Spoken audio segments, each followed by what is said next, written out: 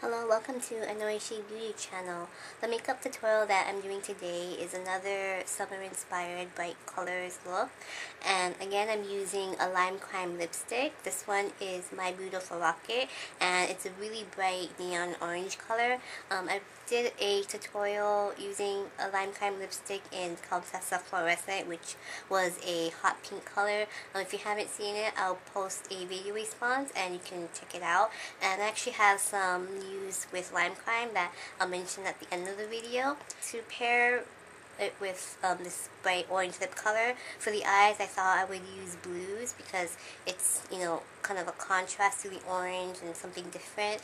And so I have different shades of blues on the eyes.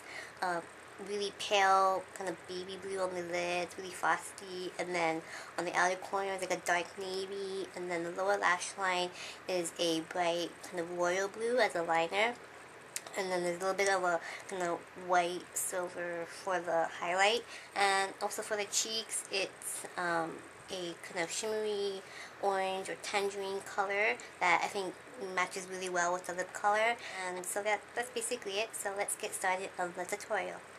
Now, I've mentioned in past videos about making sure to prep your skin for the makeup so that all the products apply smoothly and it'll last a lot longer. And so lately I've been kind of alternating between different primers depending on how my skin is. And so when my skin is dry, I like a primer to be more moisturizing. And so I think one product that's good is Makeup Forever HD Primer. It's a little bit liquidy and it kind of goes wet on the skin, but I think it does moisturize it pretty well, and so I like this. And when my skin is a little bit oily, especially maybe on the T-zone, then I'll use a mattifying primer. I like M.A.C Prep and Prime Skin Refine Zone Treatment. Makes your skin look more, have a matte finish, and controls oil, so that's really nice. And you can combine primers if you want. Say if you have combination skin, like your T-zone is a little bit more oily, and your T-zone area is your forehead, nose, and chin, so you can apply a mattifying primer there. Or if your cheeks a bit dry and flaky, then you can use a moisturizing primer there. And also, when I apply my primer, lately I've been applying it with a brush. You can apply your fingers, but the one thing I like about using a brush is that it just it's quick to apply. You just brush it on really fast, and it kind of I feel like the skin absorbs it a lot better, and it doesn't just lay the primer on top of the skin. And also, what's great is because you have product on your brush, when you're going to apply your foundation and whatnot, your foundation isn't absorbed by the brush, so and it kind of just applies a lot smoothly. I don't know, that's just my experience. So yeah, I just wanted to share a few tips on primers. Now that it's summer, you may feel like you don't want to wear a whole lot of makeup, especially foundation, concealer, and powder and all of that. And so there's a couple of options that you can do. One is wearing a tinted moisturizer, which basically sounds like the name. It's a moisturizer that has a tint of coverage or color. And so there's a lot of brands out there that make already made tinted moisturizers, and they already have like SPF in it as well, which is great. You can also make your own tinted moisturizer with the foundation and moisturizer or sunscreen that you have. Just kind of mix one part moisturizer, one part foundation, or if you need more coverage, you can mix more of the foundation. You can basically just customize how you want it. Another option is to use your concealer as a foundation. Today I'm using Stila's Perfecting Concealer in shade C, and I've actually had this for a really long time, but I stopped using it for a while, just to try other new products. But I actually like this concealer. The coverage is really nice. The texture is a little bit thick, so you kind of have to blend it a little bit, but I really like the coverage and the color. And so what I do is I just use my, this MAC 188 brush or whatever, foundation brush that you want to use. And I just dip a little bit and I just apply it on areas that I need coverage. So for me, like, some blemishes or a little bit of redness. And so you don't have to apply the coverage all over the face if you don't want it or need it. Also, make sure that your concealer is the same shade as your skin tone, and it's not the color that you use for your under eye concealer, because that can be too light. You may have to, mix colors to get the right match, but, it's really important to get the right shade. Then for under eye concealer, I'm going to use Makeup Forever 5 Camouflage Cream Palette in N1 or number 1. And what's nice about this palette is that it has 4 shades of concealer plus a corrector, and so you can customize the color that you want to match your skin tone. And especially in the summer, you might be a little bit more tan because of the sun, obviously, and so you want to make sure that you change your foundation and concealers accordingly, and even your powders. And so for my under eye concealer, I'm going to be using the lightest shade.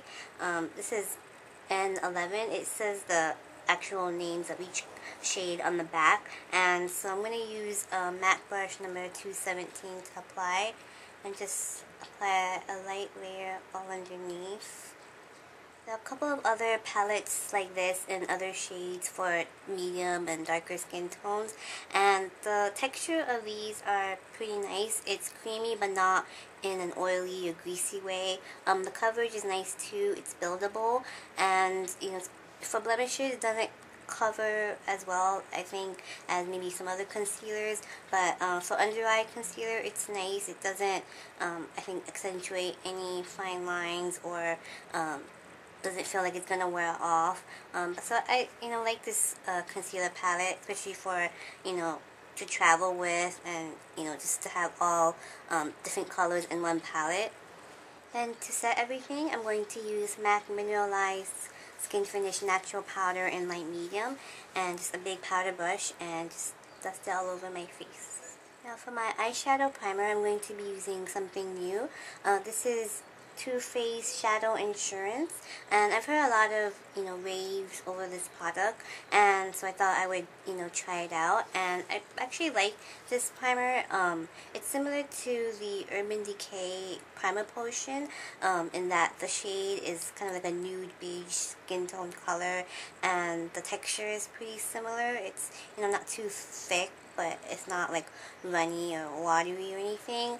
But I like this I think eyeshadow primer better than the Urban Decay one, simply more for the packaging. The Urban Decay one can be difficult to get the product out, especially with that genie bottle type shape. I know some people actually cut the packaging in half to get it out, and I don't really want to go through the trouble of doing that. And so this primer is just a squeeze tube, and it's a lot easier. So yeah, definitely check it out.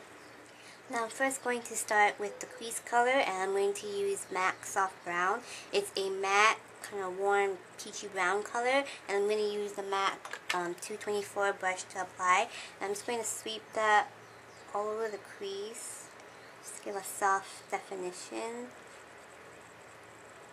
And I kind of want it a little bit higher and more, concentrate the color more on the inner corner of the eye, kind of near the brow.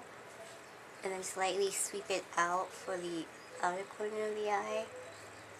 Then I'm going to take that same color and just sweep it on the bottom of the eye. Just give it balance and kind of connect it at the outer corner. Then the next color I'm going to apply in my crease is MAC Texture. It's a little bit darker than Soft Brown. It's kind of more like a burnt orangey brown, and it has a little bit of shimmer, but it pretty much goes on matte on the skin. And I'm actually going to use the same brush, the MAC 224. It's okay to use the same brushes for different colors. You just may want to clean the brush on a tissue or something so that the colors don't mix together, and depending on the color that you're using, you may want to use a different brush, but it's up to you. And I'm going to use the tip of the brush to apply this color, and I'm going to apply it to the socket of the crease to get a little bit more definition. Just kind of work it back and forth in the crease, and then lightly buff it out to blend for the inner corner.